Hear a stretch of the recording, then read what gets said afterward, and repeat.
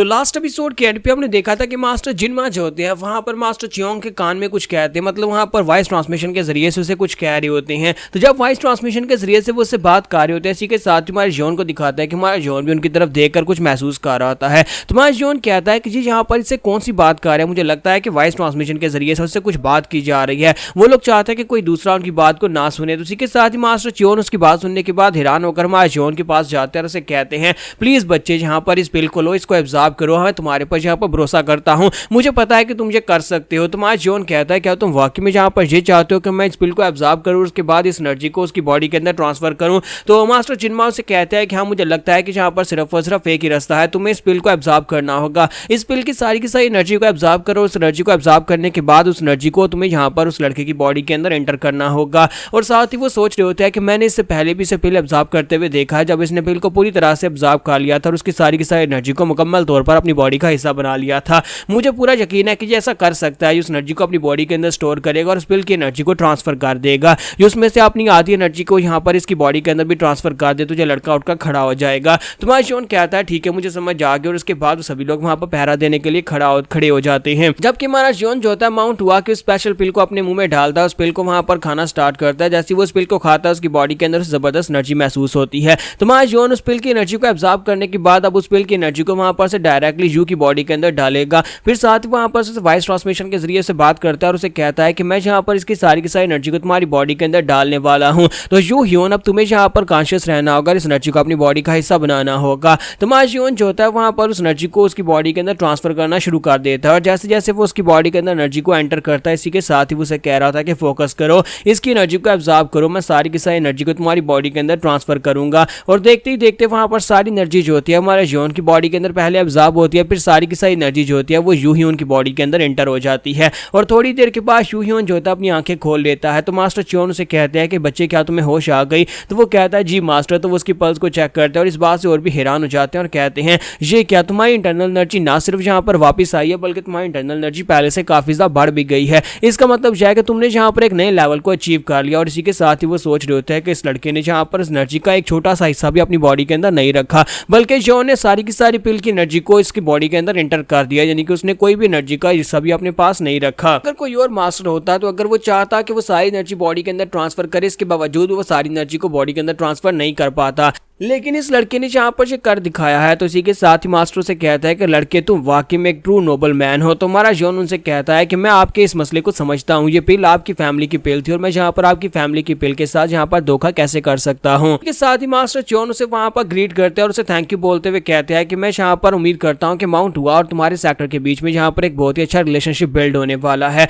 हम सभी लोग आज के बाद से तुम्हारे कर्जदार हैं और जब भी कभी तुम्हें जरूरत पड़ेगी तुम हम सभी से रिक्वेस्ट कर सकते हो। और साथ ही उसे कहता है कि तुमने यहाँ पर माउंट हुआ सेक्टर की डिग्निटी को संभाला है, तुमने यहाँ पर हमारे सेक्टर के मास्टर सेक्टर लीडर के डिसाइपल को बचाया है। ना सिर्फ तुमने हमारे भविष्य को बचाया बल्कि तुमने हमारे पर बहुत बड़ा एहसान किया है। इसलिए हम लोग यहाँ पर तुम्हें जो भी इनाम देंगे वो बहुत ज्यादा छोटा होने वाला है। फिलहाल के लिए हम तुम्हें कोई भी इनाम नहीं दे सकते, लेकिन उम्मीद करता हूँ कि तुमने कहा था कि यहाँ पर यूं ही तुमसे फोर्ट्रेस में मिलने के लिए आ सकता है, तो जब ये तुमसे मिलने के लिए आएगा तो मैं इसके हाथ तुम्हारे लिए गिफ्ट्स भिजवाऊंगा और वो तुम्हें बहुत ज्यादा पसंद आएंगे। तो जॉन कहता है कि मास्टर चियोन आपका बहुत बहुत शुक्रिया। फिर साथ ही वो कहता है कि स्क्वाड लीडर यानी कमांडर क्या हमारा मिशन यहाँ पर कंप्लीट हो गया? तो कमांडर उसे कहता है कि हाँ तुम्हारा मिशन यहाँ पर कंप्लीट हो चुका है, तुमने बहुत ही अच्छा काम किया है। तो इसी के साथ ही नेक्स्ट सीन में फोर्ट्रेस का दिखाया जाता है कि जो लोग वापस आ जाते हैं और वापस आने के बाद माशियोन जो होता है अपने रूम में बैठा वहां पर कल्टीवेट कर रहा होता है। और जब वो कल्टीवेट कर रहा होता है तो फिर साथ ही वहां पर एक बैक फ्लैश मेमोरी दिखाता है जहां पर वापस आने के बाद पहले मास्टर यानी कि फोर्ट्रेस लॉर्ड जो थी उसने कहा था कि वो अपने पास से एक स्पेशल टेक्निक सिखाएगी, लेकिन जब वो मिशन को कंप्लीट करके वापस आता है तो उसे कहती है कि फिलहाल के लिए तुम्हें यहाँ पर कोई भी टेक्निक सिखाई नहीं जा सकती। फिलहाल के लिए टाइम बिल्कुल भी सही नहीं है, जब सही टाइम आएगा तब मैं यहाँ पर तुम्हें एक टेक्निक सिखा दूंगी, क्योंकि फिलहाल तुमने यहाँ पर दो नई टेक्निक्स को मास्टर किया है, रेडिएंट स्वर्ड टेक्निक और रिवेडिंग स्विच स्टेप। इन दोनों टेक्निक के ऊपर फोकस करो, इनको बेहतर बनाने की कोशिश करो।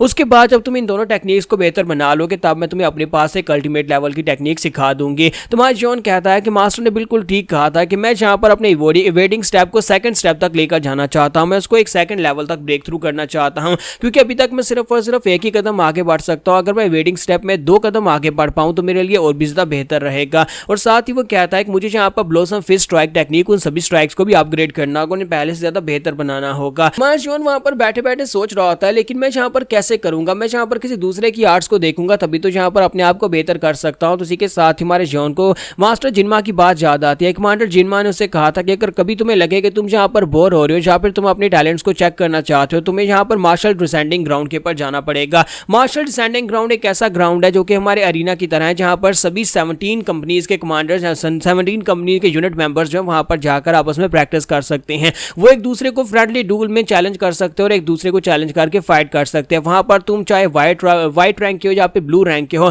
तुम लोग एक दूसरे को चैलेंज कर सकते हो अगर तुम्हें लगता है कि तुम एक दूसरे को हरा सकते हो। अगर तुम्हें कभी लगे कि तुम्हें यहाँ पर एस्पिरेशन की जरूरत है, तुम वहां पर चले जाना। तुम्हारा जियोन अपनी तलवार उठाकर बाहर निकलता और कहता है चलो फिर यहाँ पर उस अरीना में चलते हैं। तो जियोन जब वहां पर उस अरीना में पहुंचता तो सभी लोग उसकी तरफ देखने के बाद उसकी तारीफें करना शुरू कर देते हैं, क्योंकि अब उसका नाम तो यहाँ पर काफी ज्यादा फेमस हो चुका है। सभी को यहाँ पर उसकी निशानी पता है कि उसने व्हाइट कपड़ों के ऊपर ब्लू कलर का रोब पहना हुआ है। तो वो लोग वहां पर कह रहे होते हैं कि किसी लड़के ने राक्षसा स्वर्ड्समैन को हराया है, जो कि यहाँ पर टायरेंट स्वर्ड सेक्टर के एल्डर्स में से एक था। और सभी लोग वहां पर ये भी बातें कर रहे होते हैं कि बहुत ही जल्दी यहाँ पर एक मिशन और कंप्लीट करने पर इसको प्रमोट कर दिया जाएगा, इसे ब्लू रैंक दे दिया जाएगा। हमारा जियोन जोतान सभी की बातें सुनता हुआ सीधा वहां पर अरीना के अंदर चला जाता है, जहां पर सभी लोग आपस में फाइट्स कर रहे होते हैं। तो ये अरीना जो होता है ये सभी के लिए है, 17 कमांडिंग यूनिट के लिए। यहाँ पर जितने भी सोल्जर्स हैं कमांडिंग यूनिट्स के अंदर, जितने मेंबर्स हैं वो सभी एक दूसरे को यहाँ पर चैलेंज कर सकते हैं। तो जियोन जैसे वहां पर पहुंचता है तो वहां पर जो मैनेजर होता है वो उसके पास आता है और कहता है कि लड़के तुम कौन हो। तुम्हारा जियोन कहता है कि क्या मैं यहाँ पर मार्शल ट्रांसेंडिंग ग्राउंड में आया हूँ। तो उसे कहता है हाँ तुम बिल्कुल सही जगह पर आया हो।